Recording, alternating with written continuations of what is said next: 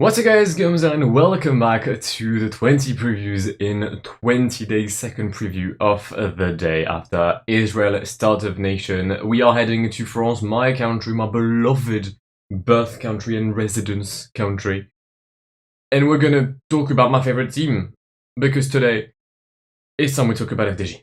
But first, let's take a look in the mirror and check that in 2021 it is 22 wins for the French outfit, mainly through Arnaud Desmar, their resident sprinter, but also Stéphane Kung, David Gaudu, Kevin Genietz, Benjamin Thomas, Miles Scottson, and Valentin Madouas. It led them to a 9th place in the UCI ranking, and despite having increased on their amount of wins from 2020, I feel like the 2021 season of FDJ is relatively bad. I will explain. You have a sprinter who left 2020 as arguably one of the top 3 sprinters in the world. Desmar had a surreal Giro d'Italia and a great campaign post-quarantine. You have high hopes when it comes to general classifications because you still do have Thibaut Pinot. You've got David Gaudu as well, who's out there for either the Classics or the Tour de France. You've got Stéphane Kung, who's ready for the Flanders. And overall, you've got a nice bunch of riders able to pick up wins here and there. And they didn't. They simply didn't.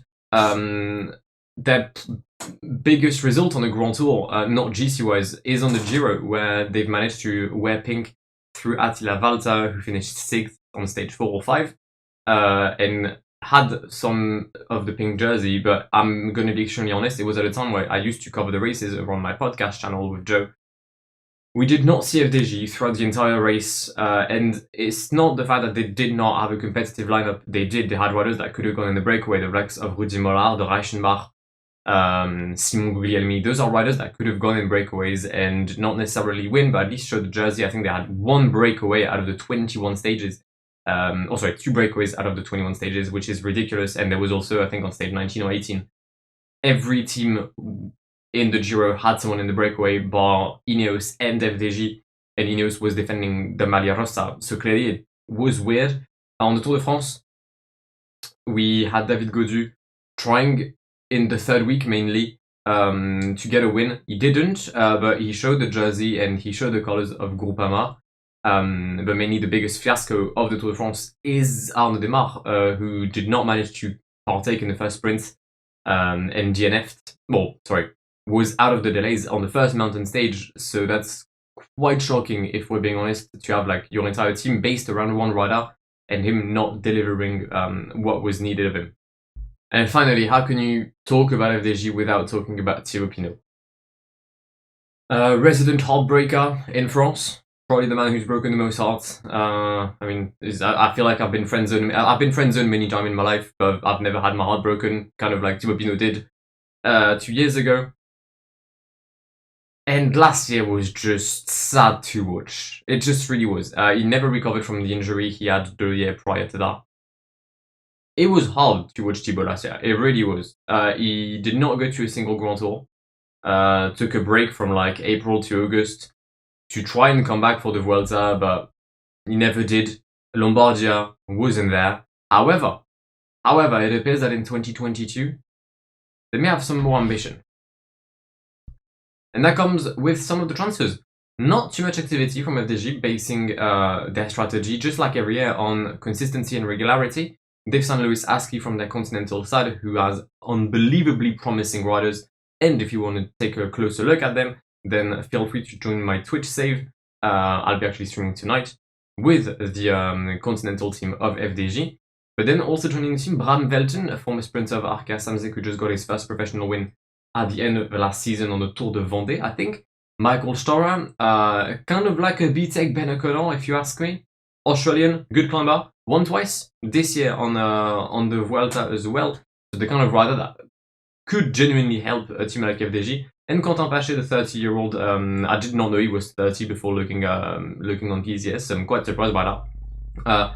Had some solid years with a Vital Concept, and it's time he makes the step up to World Tour. Regarding the riders you're losing both William Bonnet and Michael Delage because they're retiring. You're losing Simon Guglielmi, which you did not want to resign, Romain Seigle, who becomes a free agent, and I'm quite surprised that no one picked him up. and then you're losing 2 of your time trialists in Benjamin Thomas, the French champion, and Alexis Brunel.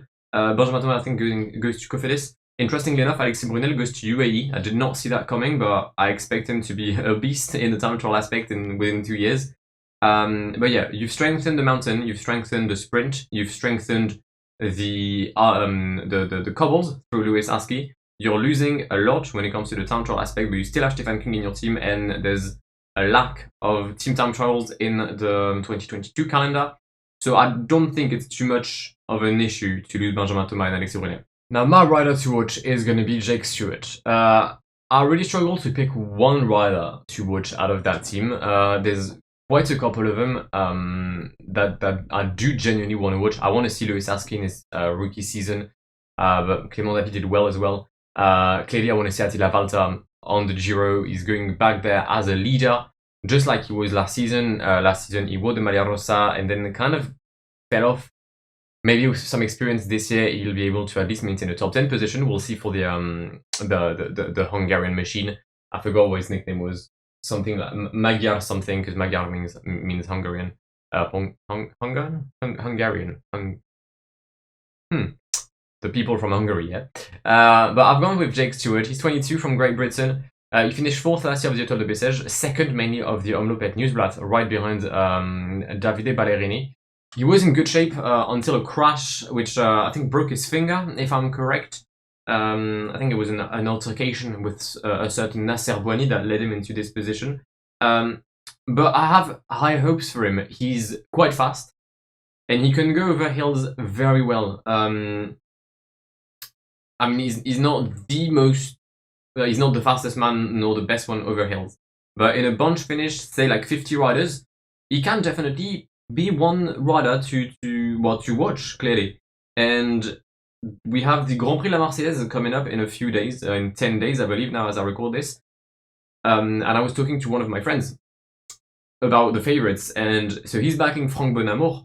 I'm backing Jake Stewart to win La Marseillaise. I feel like he's got by far the abilities to do it. Whether he'll be in shape is another question, but I think if he can start his season with a win, something he hasn't done or hasn't gotten yet in his career with FDJ, I think that could genuinely kickstart what could be a very promising season for the Brits. Overall, what do I think of FDJ? I've given them 2 stars on the 2021 season. Maybe it's a bit harsh because they did win 22 times, but they didn't achieve any of the thing you would expect Groupama to do. Classics, not there. World Tour, you've won once, and there was a prologue on the Tour de Suisse with Stefan Kung. Grand Tour, you went there. Sure, you had the Maglia Rosa, and you've attacked on stage 19 of the Tour de France. Whoop whoop. I genuinely did not see Groupama on the Vuelta. I'm not kidding. I don't think I saw Groupama on the Vuelta. So, yeah. Classics-wise, not there. Monument, not really there. It's a lost season for Groupama FDJ in the sense of big results. You got your wins though, that's good. Transfer-wise, 3.5 stars. As I said, the only rider you did not want to use was Benjamin Thomas, in my eyes. But you've strengthened the rest of the team. And also, you have such a good continental side right now that when the likes of Lenny Martinez and Romain Grégoire will make the step up to World Tour, I think Groupama could have like 5-star transfer rating at this point. Ambition, 4-star. I mean, come on. You've got one of the best sprinters in the world, one of the best time trialists in the world, who arguably can also go over the cobbles quite well. You've got David Gaudu, extremely promising. Valentin Madouas, very decent. Thibaut Pinot, who said that he wants to go for a podium of the Tour de France, and sure, I understand it's PR, it makes sense. However, when Thibaut Pinot speaks, usually he doesn't say shit. Last year, he said he was going to have an incredibly bad season. He had a very bad season. When he says something, usually it happens. Except when he crashes, and he crashes quite often. But I have high hopes for Groupama, which is why I gave them 4-star in ambition. And also 4-star with the kit, I really like it. Sure, it's not the women's kit, which would have been a 5-star, because in my eyes it's one of the most aesthetically pleasing kit that's been released recently. But yeah, that's another 13.5, equal with ISN, I believe. 3.5 stars out of 5, decent for FDJ. But this, nevertheless, is where we shall wrap up la prediction, or la preview, sorry, de la Groupama FDJ. Tomorrow, yet another French team. AG2R La Mondiale. Decent season for the boys with Citroën slapped on their back.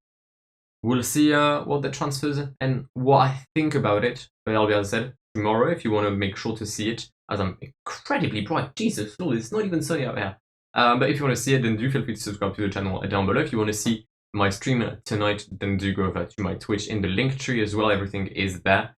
But I'll see you tomorrow for yet another preview of the 20 previews in 20 days. My name is Guillaume.